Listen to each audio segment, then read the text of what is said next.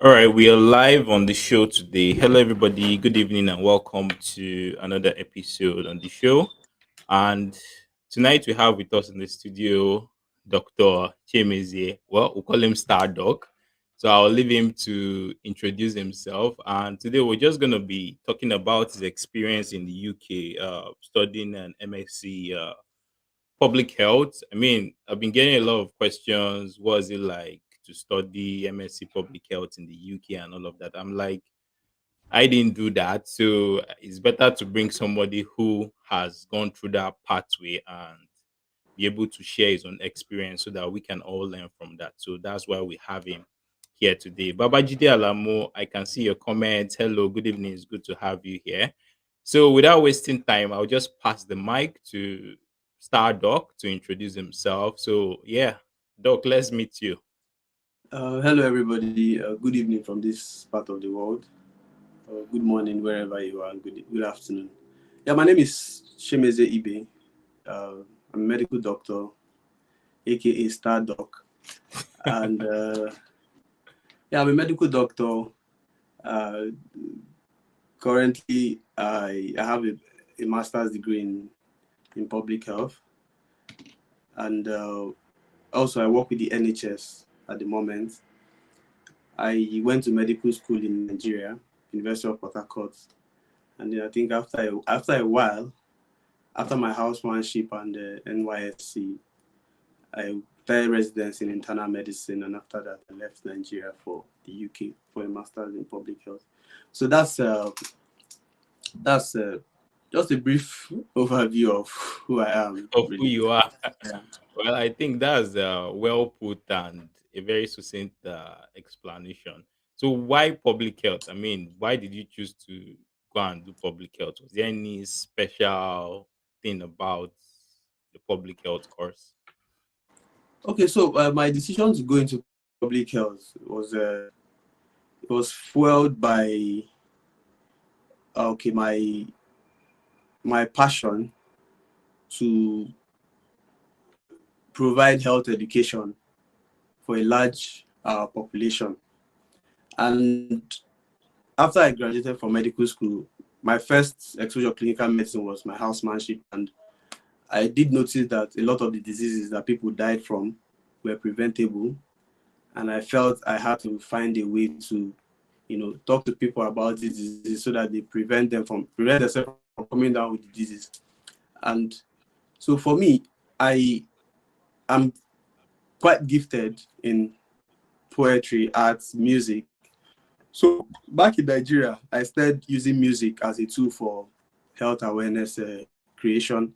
I did songs on hypertension, diabetes, cervical cancer, even COVID, female genital mutilation. So I did a lot of songs along that line, and I put them out in the social media.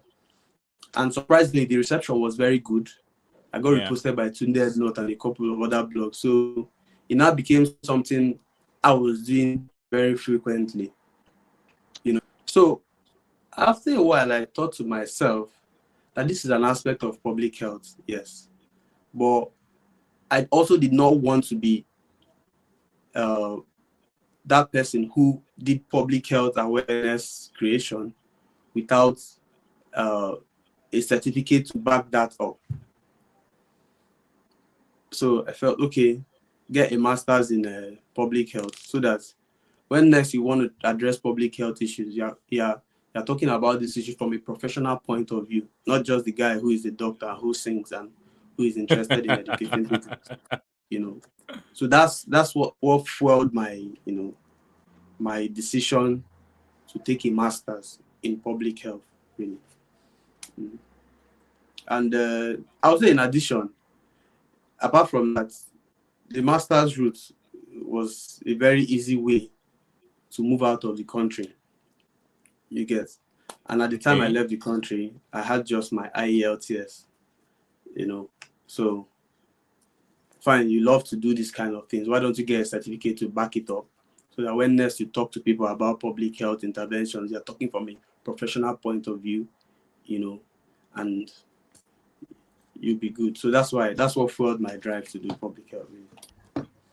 Okay, so looking at the course now, in the whole, I mean, from hindsight, you're done with the program. What was your experience? What was it like? Was it tough? Was it challenging? Because sometimes people ask me, what's schooling like? I say, I don't know really. I have no idea. So, I mean, having you here now to talk us through what the course was like, is it tough? Is it demanding? Is it different from what we have back home in Nigeria? What was it like generally? Okay, so from my own experience, I mean, everybody has different experiences. So from my own experience, if I'm told to describe my public health masters in one word, I would describe it as challenging. And challenging not because it's something that is too difficult, but challenging because of a number of factors. First, move out from Nigeria to the UK. It's a different culture entirely. It's a different learning structure entirely, and the mode of assessment is also different. And coming from a very clinical, like a highly clinical background, being a doctor, I felt that public health, I did public health in med school. I felt that my clinical knowledge was going to come to bear in the Yeah. study of public health. So, but then I was disappointed that it wasn't that. I mean, people with zero clinical background would come into the public health sphere and, you know, do amazingly well. For someone like me who had a clinical background, I was trying to replicate my clinical knowledge in public health issues, and that was a wrong Yeah. approach, and I suffered for it. You know, Wow. yeah. So it took me, I think, up until the second half of my study Wow. to understand what was required of me, and then I picked up, and thankfully I finished the course. Yeah, You finished successfully, right? So, yeah. I mean, that word challenging it, I think it's very, very, it sounds very serious actually. So, I mean, if we were going to drill down, what was really the challenging or the most challenging part in terms of, was it the, I mean, like you said, the way they assess you guys is Mm-hmm. different from what they do back here, in Okay. terms of maybe essays and all of that. Yeah. Was how did you navigate that Okay. pathway? So I would mention the challenges, and I will mention my how I navigated them. So first is the teaching method. I found the teaching method different from what it was in school in Nigeria, because in Nigeria I was basically face-to-face learning.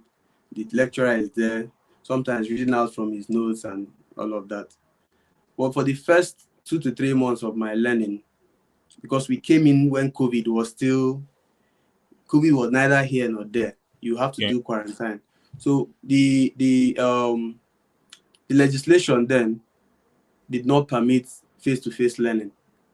So for the first 2 to 3 months, the teaching was online over Zoom. It wasn't Okay. something I was used to. Now, the assessment too was different, in the sense that back home, the kind of assessment we had, especially with med school training, was largely the reproduction of information. We've told you this, or let's say uh, this artery navigates blah blah blah and the rest of them. Describe the course of this artery. You are just describing the course of that artery. You have a clinical scenario, management of diabetes. It's just one thing they expect you to say. You're Yeah. going to do this, do this, do this. This is how it presents, and all of that. So it was more or less, give me back what I What gave I you. give you. You understand? But here it's different. The assessment is in essays. You write essays of 3,000 words, 4,000 words. For dissertation, you write about 15 to 20,000 words. You know. So, and there's something they call level 7 writing. It's a critical writing, a type of writing where you you analyze an issue after you analyze the issue, you look at the body of work around that same issue. You look at people's opinion about it, those that are for it and those that are against it. You look out for gaps in that body of knowledge that you're assessing, and from there you bring out your own conclusion, or you bring out a statement based on all this. So it's something that I wasn't used to. You know, you have to go look for literature, read all the literature, summarize it, get the key points in there, then uh, bring out an opinion from that, identify knowledge gaps, and also uh, they had another thing here where they check for plagiarism. There are apps Yeah. for checking for plagiarism. They call it Turnitin. I didn't know that existed back in Nigeria. So I just typed my project, then did spiral binding, and submitted it. So I'm sure, I don't know if they check that project now for similarity score. I don't know what it will read, Maybe over but 100. definitely not. But here, for every work you write, you put it in that app, and it gets scanned for similarity. If it gets a certain point, you get you're failed. So this was something that I wasn't also used to. Then, of course, there are cultural differences. Financial challenges, trying to meet up with work and school, paying your house rent, paying the remaining part of your fees. Then also too, I think I did face some bit of racism here and there, from within the classroom, from outside the classroom. So a lot of all these things were a lot for me at the time. But thankfully, I was able to, navigate those things. And this takes me to the second part of your question. How was I able to, navigate Yeah. them? Yeah. So for the academic part of it, I was lucky enough to meet an old friend from university days who graduated. I think he graduated from healthcare management or so. Okay. So he reached out to me and said, how are you doing? And I said, I'm fine, I'm the rest of it. He said, okay, how's studies? I told him I was struggling because as I then I had failed half of my courses for that semester. And he gave me the essays he wrote during his time as a student in Swansea University. Yeah. And what I did was read his essay. So I read his essay. I just kind of understood the pattern in which he wrote. Understood the pattern in which he wrote, how he analyzed issues, how Yeah. he brought, different literature together and brought out a central message from them.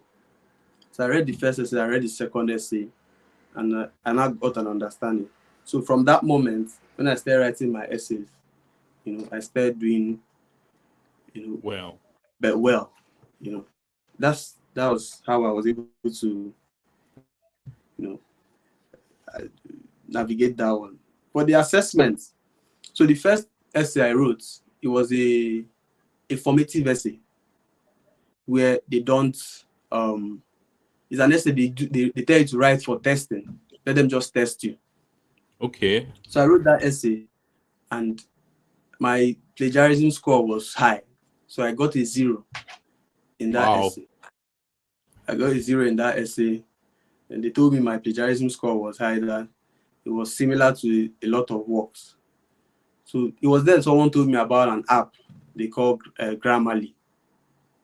Okay. So with the Grammarly app, you put it on your laptop, you write your essay, and it helps you, correct spelling errors. It helps you with your referencing. It also helps you with paraphrasing, and you are able to check the perceived similarity of your work to over 10,000 works written in the world. Mm-hmm. So what Okay. that did for me was that with that Grammarly app, I could tell that it if my work has less than 10% or 50% similarity, I know that I'm good. I send it back to them in Turnitin, and that never happened again. So that was how I, Again. navigated that one. I mean, so that's that. For the cultural shock, I just linked up with a lot of Nigerian people, people of similar thinking, people of similar ideas, people of similar color, people who understood the challenges. Yeah. We just had an informal support group for ourselves. For racism, you just have to dust that off your shoulder. And sometimes you actually have to stand up to people and say, no, you can't do this. This is not acceptable. Mm. Sometimes I had to tell one guy in my class then that, see, I I pay I pay I paid my school fees out of pocket.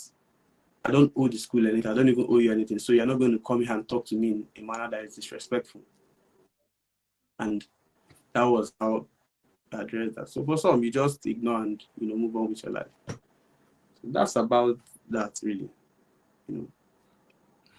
So then, okay, that's cool. When you were talking, you talked about paying bills or and all of that. So, I mean, how did you survive that phase in terms of what kind of jobs were you doing to survive? Also, bearing in mind, I think this student visa restriction on I think 20 hours a week or something. So, how did you Yeah. get by? Okay. So I would say, like, I consider myself quite lucky because, first off, before I left Nigeria, my father sponsored my master's degree. So I didn't come here on scholarship, or I would say I was on my father's scholarship, if I'll use that word. So so the money he gave me paid, I would say, over it was enough to pay 100% of the school fees, but I knew that I had to also set out money for rent, you know. So that money he gave me was able to cover, like, I say 85% of my school fees. Okay. Then, and my rent for the first few months, say 3 to Okay. 4 months thereabout. And the thing is this, when you come into the UK, I don't know about most people. For me, I couldn't secure a job. You are likely not going to secure a job in the first month. You might secure a Yeah. job in the second month, and by the time they do all the checks and security checks and all the checks Yeah. and everything, it would have entered another month. So by the third month, you see that the money you came with from Nigeria, of course, you also be spending naira for that first few months, because you are going to be changing it to pounds in what do you call it, at black Okay. market rates. Wow. You understand? So I'll say I got very good buffer for the first 2 to 3 months of my stay here. But after that, I now had to start, looking for jobs to be able to pay rent, to be able to, pay the remaining part of the small part of the school. I think it was about 3,000 left, which is also big money, That's significant. Yeah, I had to pay because I was not paying it every other day, £100, £200, and the rest of them. You get. So the first job I did here, was I worked in a care home. That was the first job I did in Swansea. I worked in a care home, and I would travel from Swansea, from the central part of Swansea, to one place they call Claneckley. It's like an hour and a half on the bus. And because of poor transportation, the first bus usually left around, say, 7:05. So you have to be at the bus station before then, you know, and we'll ride, go there, walk. Then in the night, I'll still come back. So that's the job I was doing initially. But after a while, I had to quit the job because, first off, Yeah. my shifts were starting at 7. And this is like one of the problems of being here too. Like, you also have to be very careful with the job they give you. My shift were starting around 7, but the first bus leaves at 7:05, and it an hour and a half trip. So what that meant was that I would perpetually be late for those shifts. I don't know Yeah. if you understand what I'm saying. Yeah. So I complained to the manager, why don't you give me afternoon shifts? Why don't you consider school and the rest of them? They were not being considerate. So after a while, I had to quit because I was also scared. Being a doctor, you could do something in a care home and it would be taken to down to GMC. You get, that was my fear. So I had to quit that job and left that. And after a while, I got another job in a restaurant where I Okay. was I was the kitchen porter. What kitchen porters do is they wash plates, they wash cups, and they clean up the kitchen, clean up the restaurant. When everybody goes, they clean up everywhere. They set up the security light and eventually go. Now that's one job I consider because it was a six-floor restaurant, you know. So that's one job I consider very, very hard. Reason is that as a kitchen porter or someone who is working in the hospitality industry, there is no room for you to sit down. I don't know, have you seen any waiter sitting down? Or the barman sitting down? Or the Yeah. chef sitting down? There's no room for you to sit down. The guy at the back that is washing the place, there's no room for you to sit down. So if you are doing an 8-hour shift, it's 8 hours on your feet. Wow. Yeah, and the kitchen is a very hot place. Right before beside the so everywhere is very hot, and we have peak moments. Fridays are peak periods. Okay. Saturdays, that's when people come to eat, come to drink. Then midweek is another one, Wednesday. And for whatever reason, those were the days I got Your own shift. cheap.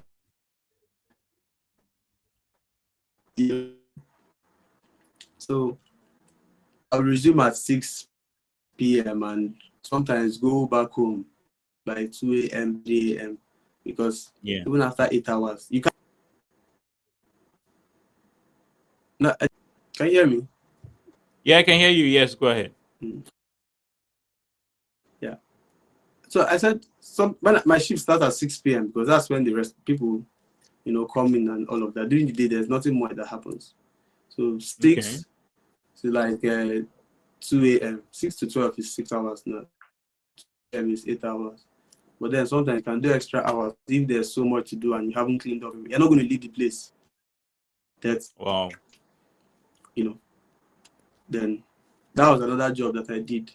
Then after a while, my first semester results came out and I failed like half of my courses. So I I reached out to I'm struggling financially. I'm also struggling with my academics, and the consequence of this is that if you fail a second time, you'd be thrown out of the master's program.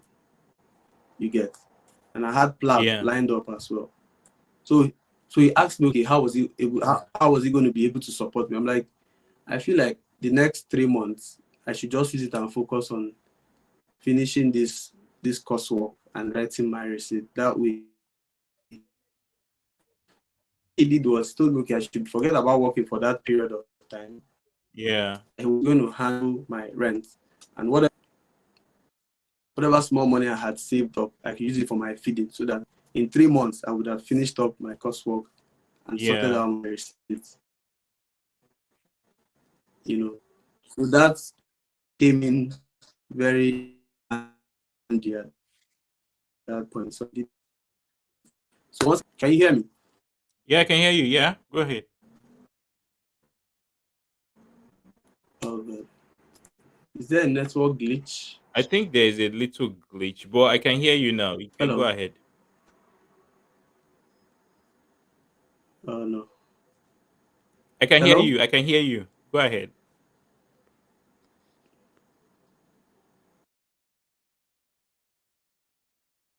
No, I can't hear you now. You're off. I think your voice is off. Just a minute. Let me just take you off.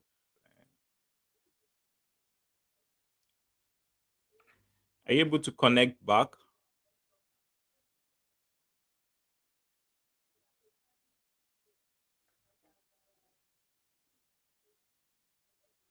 You might want to check your sound.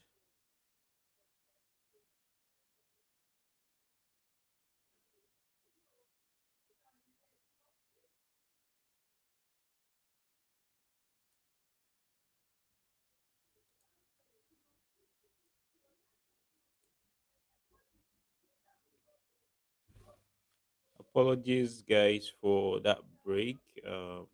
Think a little network glitch there.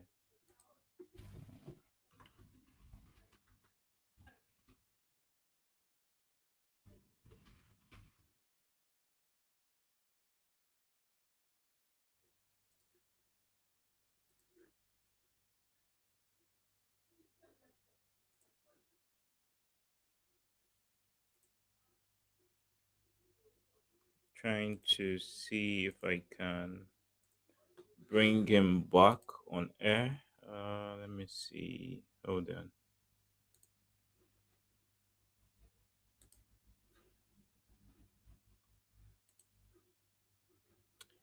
Well, just stop this and bring it back on. Just give me a minute.